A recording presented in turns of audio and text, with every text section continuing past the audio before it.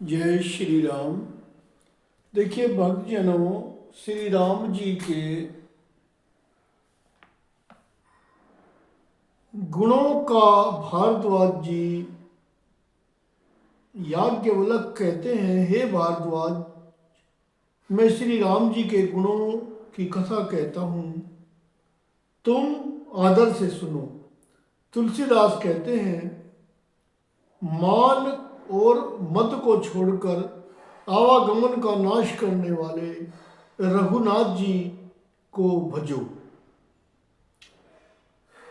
ये रामचरितमानस में 124 ख का वृतांत है बालकांड का। हिमगिरी गुहा एक अति पावनी, बह समीप सुर सरी सुहावनी।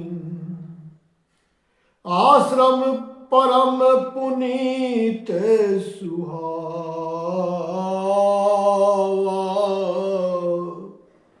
देखी देव ऋषि मन अति भावा।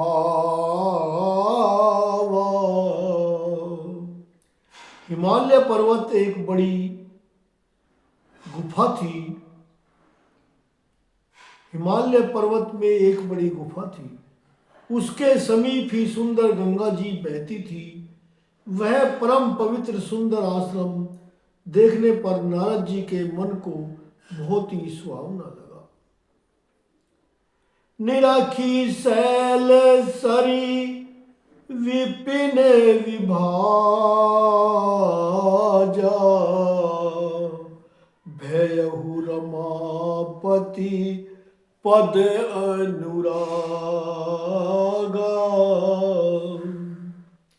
सुमिरत हरि श्राप गति बांधी, सहज विमल मन लागी समाधि।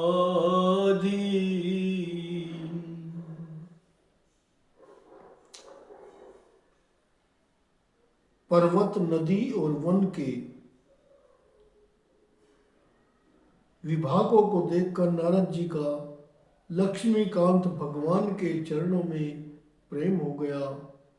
भगवान का स्मरण करते ही उनके साप उन्हें दक्ष प्रजापति ने दिया था और जिनके कारण वे एक स्थान पर नहीं ठहर सकते थे, गति रुक गई और मन के स्वाभाविक ही निर्मल होने से उनकी समाधि लग गई। मुनि गति देखी सुरेश डराना, काम ही बोली कीन सन्माना। सहित सहाय जाहु मम हेतु, चले हरसिहिय जलवर के जलचर के तू।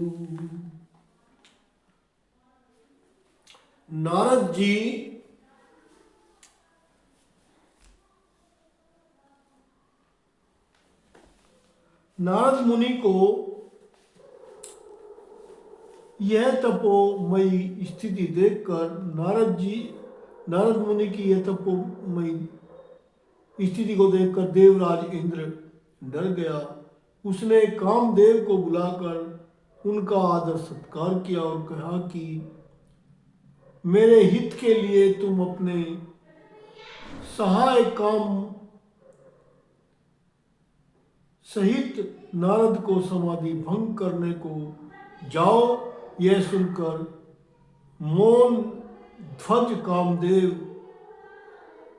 मीन ध्वज कामदेव मन में प्रसन्न होकर चला।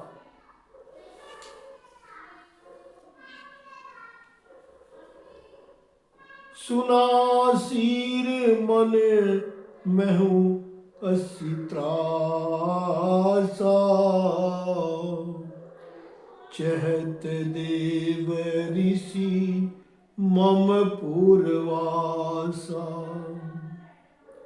जय कामी लोलुप जग माही, कुटिल काक इव सब ही डेराही।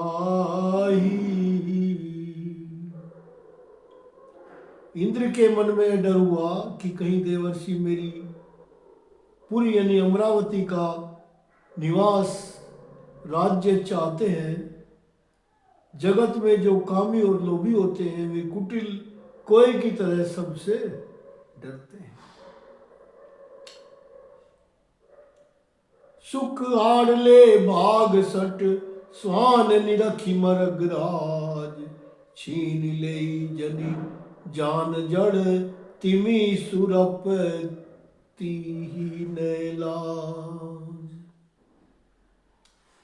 जैसे मूर्ख कुत्ता सिंह को देखकर सूखी हड्डी लेकर भागे और वह मूर्ख यह समझे कि कहीं उस हड्डी को छीन ले न ले से, वैसे ही इंद्र को नारद जी मेरा कहीं राज न छीन ले, ऐसा सोचते हुए लाज नहीं आई। बोलो जय श्री राम, बोलो श्रीपति रामचंद्र की जय। नारद जी का मन ठहर गया तो कामदेव को अपना डर, उसको इंद्रदेव को अपना डर लगा। उसने कामदेव को नारद जी का समाधि तोड़ने के लिए भेजा। ते ही आश्रम ही मदन जब गयहू, निज माया बसंत निरमय हूँ। कुसमित विदित विपट बहुरंगा, कूजही कोकिल गूजही भृंगा। जब कामदेव उस आश्रम में गया तब उनके अपनी माया से वहाँ बसंत ऋतु को उत्पन्न किया। तरह तरह के वृक्षों पर रंग बिरंगे फूल खिल गए, उन पर कोयले कूकने लगी और भोर गुंजार करने लगे। चली सुहावनी विविध बयारी, काम कुसानु बढ़ाव निहारी।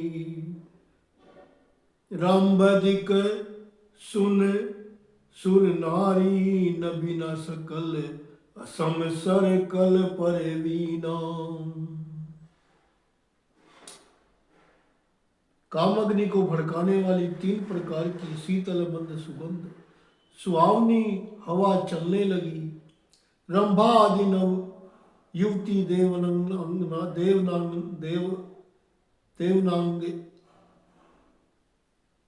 देवनांगनाएं जो सब की सब काम कला में निपुण थी। करई गान बहु तान तरंगा, बहुविधि की रही पानी पतंगा। देखी सहाय मदन हर साना, की नहीं सी पुनि पर पंच विधि नाना। वे बहुत प्रकार की तानों की तरंग उसकी तरह गाने लगी और हाथ में गेंद लेकर नाना प्रकार के खेल खेलने लगी। कामदेव अपने इन सहायकों को देखकर बहुत प्रसन्न हुआ और फिर उसने नाना प्रकार के माया जाल किए।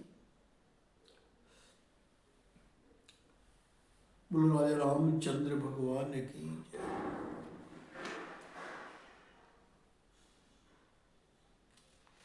काम कला कछु मुनहि न व्यापी, निज भय डरहु मनो भव पापी।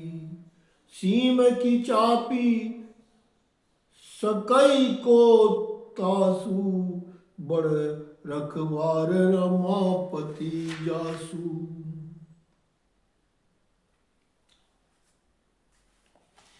परंतु कामदेव की कोई भी कला मुनि पर असर न कर सकी।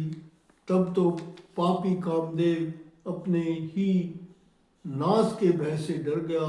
लक्ष्मीपति भगवान जिसके बड़े रक्षक हो, भला उसकी सीमा मर्यादा को कौन दबा सकता है। श्यापति रामचंद्र की जय, पवन सुत हनुमान की। कृपया वीडियो को लाइक करें, चैनल को सब्सक्राइब